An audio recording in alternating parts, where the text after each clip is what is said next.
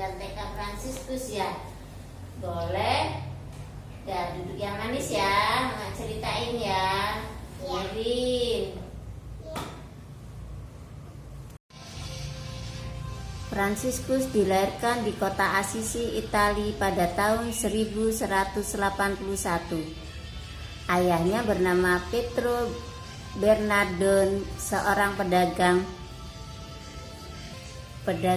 kain yang kaya raya, dan ibunya bernama Donna Pica. Di masa mudanya, Fransiskus lebih suka bersenang-senang dan menghambur-hamburkan harta ayahnya daripada belajar. Ketika usianya 20 tahun, Fransiskus ikut maju berperang melawan Perugia. Ia tertangkap dan disekap selama 1 tahun hingga jatuh sakit. Pada masa itulah ia mendekatkan diri kepada Tuhan, dan setelah itu Fransiskus dibebaskan. Ia mendapat suatu mimpi yang aneh. Dalam mimpinya ia mendengar suara yang berkata, "Layanilah majikan dan bukannya pelayan." Setelah itu Fransiskus memutuskan untuk hidup miskin. Ia pergi ke Roma dan menukarkan bajunya yang mahal dengan seorang pengemis. Semua hasilnya dimasukkan Fransiskus ke dalam kotak persembahan untuk orang-orang miskin dikubur para rasul. Ia pulang tanpa uang sama sekali di sakunya. Suatu hari ketika sedang berdoa di gereja Santo Damiano, Fransiskus mendengar suara Tuhan. "Fransiskus, perbaikilah gerejaku yang hampir roboh." Jadi, Fransiskus pergi untuk melaksanakan perintah Tuhan. Ia menjual setumpuk kain ayahnya yang mahal untuk membeli bahan-bahan guna membangun gereja yang telah tua itu. Senor Pietro Bernardone marah sekali kepada Fransiskus. Lalu Fransiskus dikurungnya di dalam kamar. Fransiskus dengan bantuan ibunya berhasil melarikan diri dan pergi kepada Uskup Guido, yaitu uskup kota Assisi. Pak Bernardone segera menyusulnya.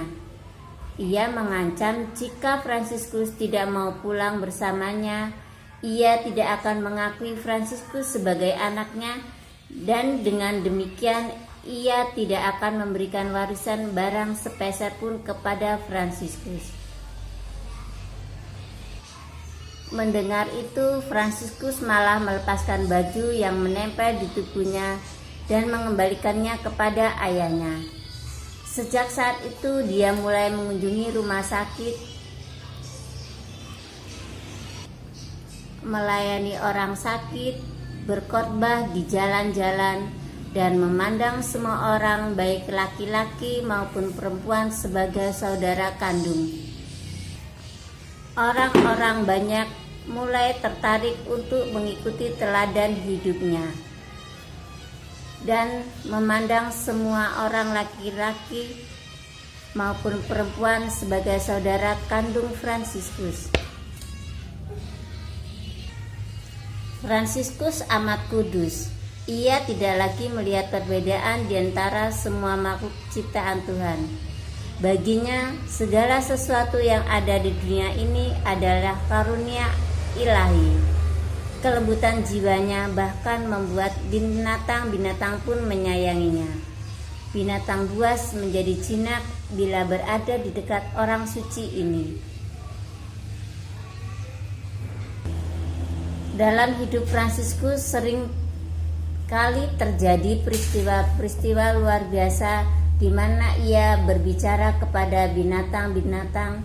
Di antaranya ketika Santo Fransiskus merhadik serombongan burung yang berisik sehingga mengganggu upacara gereja.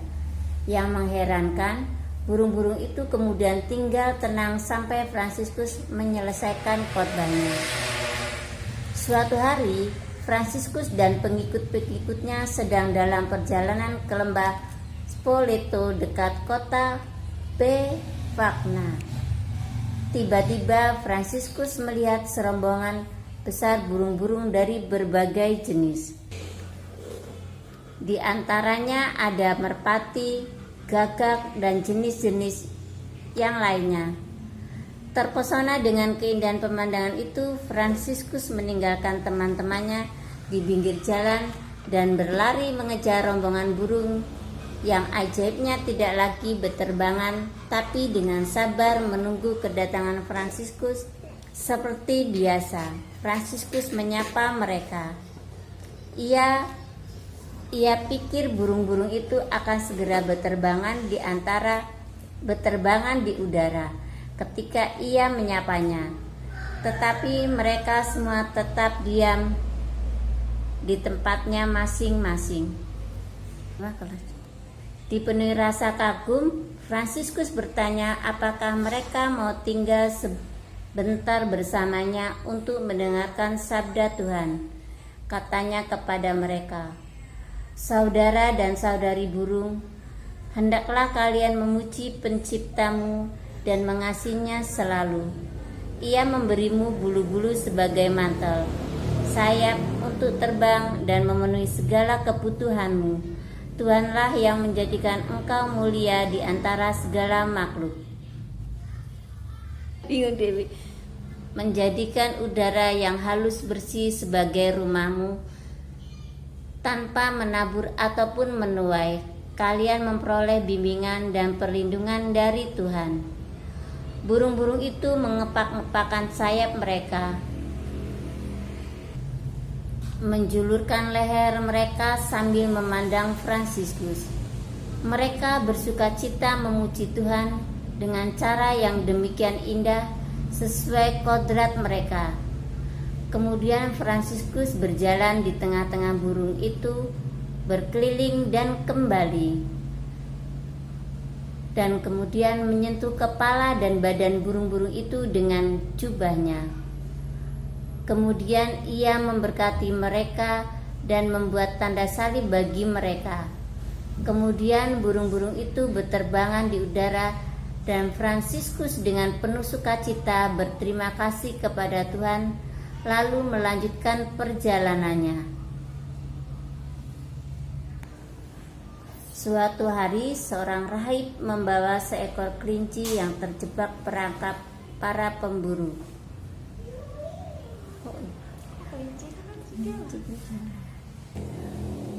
Suatu hari, seorang rahib membawa seekor kelinci yang terjebak perangkap para pemburu. Santo Fransiskus lalu menasihati kelinci agar lebih berhati-hati di waktu yang akan datang. Kemudian dikeluarkannya kelinci dari dalam perangkap dan diletakkannya di atas tanah supaya ia pergi. Tetapi kelinci itu kembali dan melompat ke atas pangkuan Fransiskus, berharap agar ia boleh tinggal di dekatnya. Fransiskus membawa kelinci itu ke sebuah hutan dan melepaskannya kembali.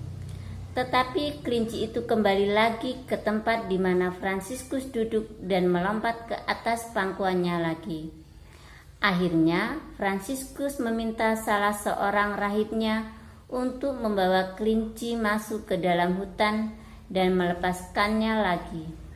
Kali ini usahanya berhasil. Hal-hal seperti ini terjadi berkali-kali dalam hidup Fransiskus. Kisah mukjizat Santo Fransiskus yang paling terkenal adalah ketika menjinakkan serigala buas yang meneror rakyat di kota Gubbio. Ketika Fransiskus tinggal di kota itu, ia mendapati ada seorang serigala yang sangat ganas.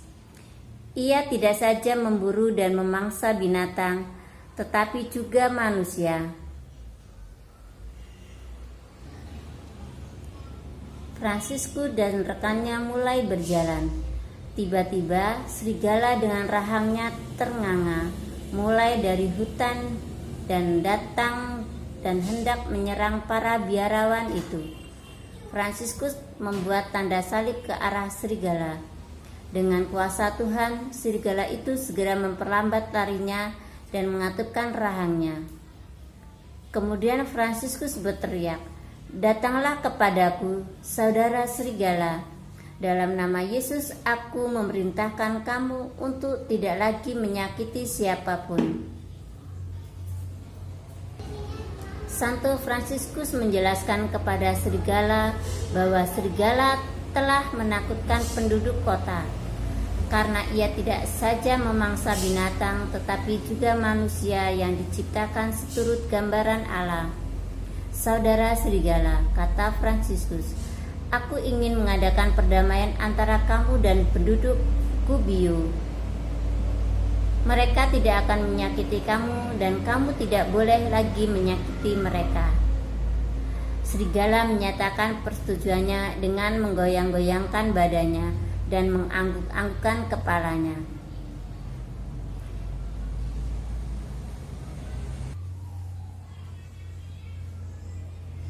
Pada bulan September 1224, saat Fransiskus sedang dalam meditasi di Mount Alvernia di Apennines, ia menerima stigmata yang kemudian secara periodik berdarah selama 2 tahun sisa hidupnya.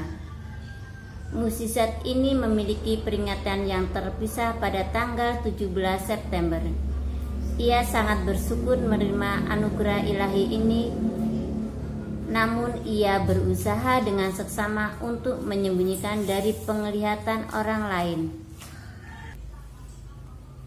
Santo Fransiskus dianggap orang suci. Kemudian Tuhan menjemput kembali ke surga pada tanggal 3 Oktober 1226 dalam usianya yang ke-45 tahun. Para pengikutnya kemudian melanjutkan karya cinta kasihnya dengan kerendahan hati dan meneruskan kerinduannya untuk memanggil semua orang menjadi pengikut Kristus yang sejati. Nah, begitulah cerita tentang Fransiskus Assisi. Kalian sudah tahu kan tentang Fransiskus Assisi? Ceritanya bagus nggak? Bagus. Bagus. Sudah tahu tentang Fransiskus Assisi? Udah.